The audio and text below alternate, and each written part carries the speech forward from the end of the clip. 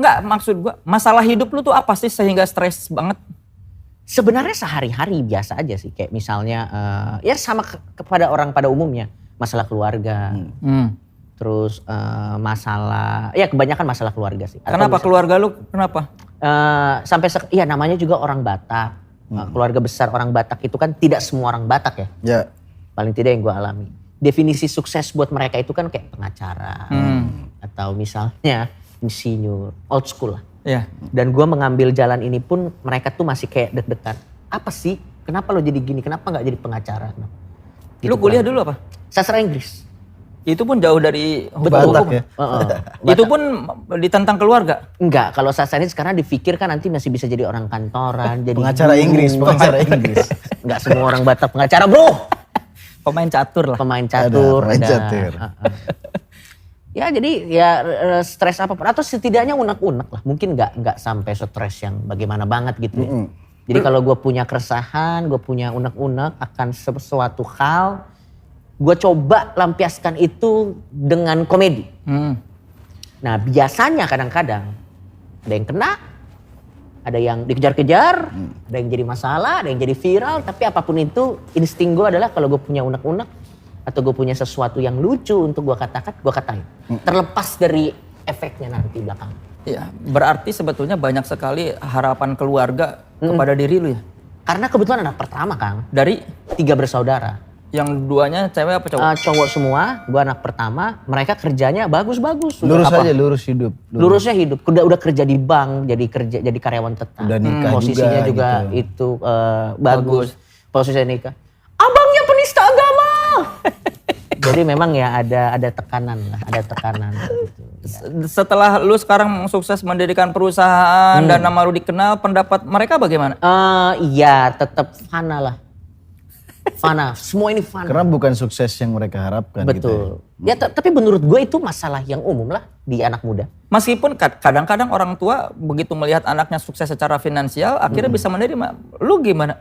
Ya kalau secara finansial karena memang dari dulu gue udah bisa berdiri sendiri, mereka tidak komentarin soal itu. Mereka cuman komentarin kayak masa nggak mau sih nyenengin papa mama.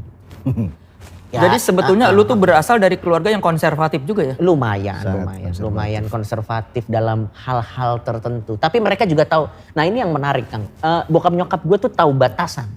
Gimana maksudnya? Mereka mengerti bahwa kalau bisa anak-anaknya mengikuti apa yang diinginkan oleh mereka. Ya semua orang tua pasti begitu dong. Tapi mereka tahu batasannya di mana mereka sudah harus stop. Untuk tidak intervensi gitu. Jadi misalnya udah ada boundaries nih. Ini kayaknya gue udah out of the line nih. Ya udah mereka mundur lagi gitu. Oh. Ya, jadi gue cukup beruntung karena tidak semua teman-teman di luar sana punya orang tua yang cukup pengertian. Yeah. Jadi meskipun orang tua lu konservatif, tapi di satu sisi pengertian juga membebaskan anak-anaknya. Walaupun memang ngomong pengertiannya, ya biarkanlah papa dan mama menderita. Tapi memang ada agak sedikit sarkas-sarkasnya, tapi setidaknya tidak langsung kayak lu ngerti kan pasif agresif. Iya. Tarik ulur gitu. Jadi cywar gitu kalau di keluarga. Apa sih nggak apa-apa. Ya, Tapi ya. lihat mama kamu pingsan. Ya tapi menurut gua ya itu wajar sih di keluarga manapun kan kita ada gap generasi gitu antara orang tua dan antara anak. Dan gap generasi ini biasanya gua udah berdamai. Jadi biasanya tuh kalau bokap nyokap gua ngomong A B C D E, gua nggak serak tapi gua iyain aja. Ya siap oke. Tapi nggak gua lakuin. Buat mamanya Coki, papanya Coki dia munafik ya. Biar cepet aja ya guys. Karena gue pernah coba Kang berdebat sama nyokap bokap, menang. Tidak ada gunanya. Tidak ada gunanya, cuman ego aja. Kita menang nih lawan papa mama. Iya. Apa habis itu apa? Enggak. Enggak ada apa-apa udah cuman Tapi lu sama netizen berdebat? Karena lucu. Kalau sama netizen tuh lucu. Kita masih bisa ketawa-tawa gitu. Masih ada gunanya. Masih ada gunanya. Kita masih bisa arahin kayak untuk publicity stunt. Atau misalnya untuk kita bikin promo event tertentu apa. Dan kalau kalah pun ya nggak masalah. Kalau kalah pun nggak apa. Kalau nanti kalah debat sama orang tua jadi pengacara gitu. Kalau sama orang tua itu aduh, kita setiap pulang juga mereka menyambut tapi Iya, ada iya. sentilan-sentilan. Tapi nggak apa-apa Emang itu dia bagian. kayaknya nggak terlalu akrab sama orang tuanya. Dia pernah ngirim chat sama orang tuanya. Dia kan panggil Reza. Reza pulang ya. Reza kamar kamu sudah dicat baru. Reza gini. Nggak dibalas. Yo. Siapa itu orang? Bapak apa ibu? Nyokap, Mama. nyokap. Kenapa lu nggak balas? Karena nanti pasti ujung-ujungnya gini ya, mama saya sayang mama. Tapi maksudnya nanti akan ada perdebatan yang gue males gitu. Kan cuma disuruh pulang doang, itu nggak perlu berdebat. Bangganya. Terus dia bilang, gue sering kangen masakan nyokap. Nah, pulang dong, enggak dikirimin via Gojek. Kan bisa pulang makan di rumah. Enggak, kenapa cuma persoalan pulang aja lu memikirkan perdebatan? Karena nanti awalnya basa-basi. Awalnya pasti gimana kabar, baik apa segala macam bla bla bla bla. Adik kamu sudah menikah dong. Kamu mana nih?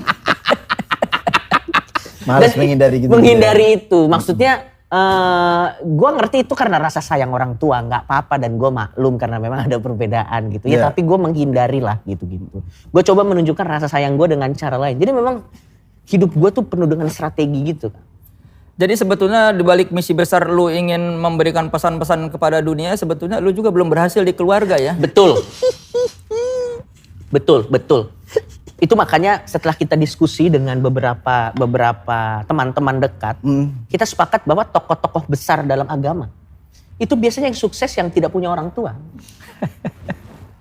Iya dong, yang yatim piatu karena tidak dihalangi dari keluarga.